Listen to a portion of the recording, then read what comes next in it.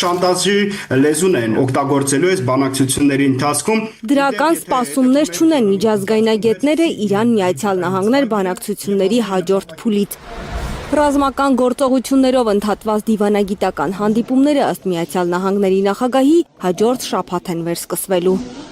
Փորձագետները վստահ են, Միացյալ Նահանգները փորձելու է ճնշումների ու սպառնալիքների տակ միակողմանի զիջումներ կորզել մեր հարավային հարևանից, պահանջելու է վերջնականապես հրաժարվել միջուկային ծրագրից, ինչը մինչև այս պահը մերժում է Թեհրանը։ Վստահ եմ, որ Միացյալ Նահանգները փորձելու են ճնշում իրականացնել Իրանի վրա եւ հիշեցնելով, որ եթե չգնաք միակողմանի զիջումների այս կարևոր հարցերում, ապա կարող են կրկնվել այն նույն իրադարձությունները, որոնք տեղի ունեցան շաբաթներ առաջ, բայց այս անգամ կարող են ավելի հուժկու հարվածներ լինել, ինչպես Իսրայելի, այդպես էլ Միացյալ Նահանգների կողմից։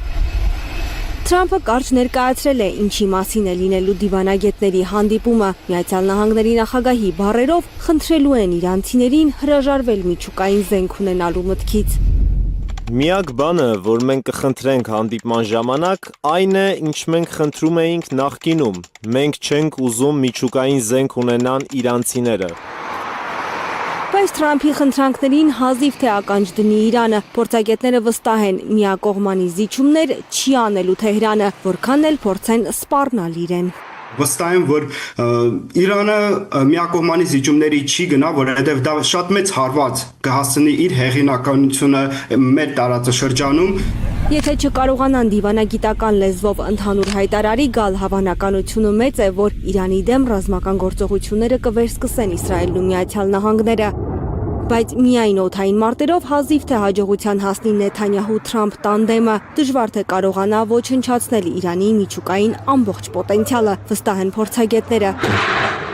Չնայած Միացյալ Նահանգների նախագահը պնդում է, որ իրենց գերհզոր ռումբերով, որոնք մխրճվում են գետնի խորքերը, հիմնահատակ ոչնչացրել են Իրանի միջուկային պահեստները։ Եթե դու փորձում ես կապիտուլյացիայի ենթարկել պետությանը, ապա դու պետք է ոչ միայն օդային հարվածներ հասցնել, այլ նաև ցամաքային օպերացիա սկսես այդ պետության դեմ, բայց ես ավելի քան վստահ եմ, որ ոչ Իսրայելն է պատրաստ նման քայլի դիմել, ոչ էլ Միացյալ Նահանգներն են պատրաստ, ոչ էլ իրենք ունեն այդ ռեսուրսները։ Միացյալ Նահանգներն ու Իսրայելը 12-օրյա օդային հուժկու հարվածներով չեն կարողացել այնպիսի վնաս հասցնել Իրանի միջուկային օբյեկտներին, որ Թեհրանը չկարողանա միջուկային զենք ունենալ։ Ավելին բանակցությունների նախաշեմին Իրանի հոգևոր առաջնորդը, որին սպառնում էին սպանել Իսրայելն ու Միացյալ Նահանգները, այսօր տեսաուղերձով շնորհավորել է իր ժողովրդին ամերիկացիների նկատմամբ հաղթանակ տանելու համար։ Խամենեիի խոսքով Վաշինգտոնը փրկեց Նեթանյահուի երկիրը ոչնչանալուց։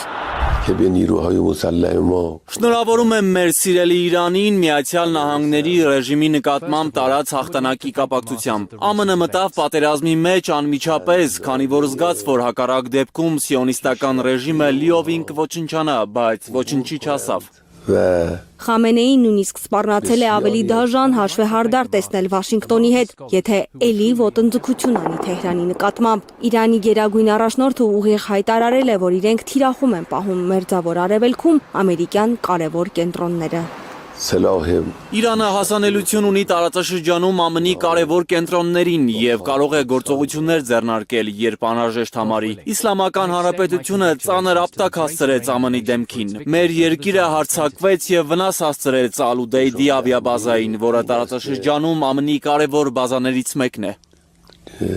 86-ամյա հոգևոր առաջնորդի ելույթին զուգահեռ X-ում գրառում է արել Իսրայելի վարչապետը։ Նեթանյահուն շնորհակալական խոսքեր է շռայլել Թրամփին, իրեն եւ իր ժողովրդին անվերապահ աջակցելու համար։ Շնորհակալություն նախագահ Թրամփ, ինձ, Իսրայելին ու հրեա ժողովրդին ցուցաբերած տպավորիչ աջակցության համար։ Մենք կշարունակենք համատեղ աշխատել, մեր ընդհանուր թշնամիներին հաղթելու, մեր պատանդներին ազատելու եւ խաղաղության հասնելու համար։ Արևմտյան մամուլը գրում է, թե իր այս գրառմամբ Իսրայելի վարչապետը ցույց է տալիս, թե ուշադրություն չի դարձնում Իրանի հոգևոր առաջնորդի սպառնալիքներին։ Հասմիկ Սերոբյան, Առաքել Օհանյան, Սմբատ Ասլիկյան, Հայլուր։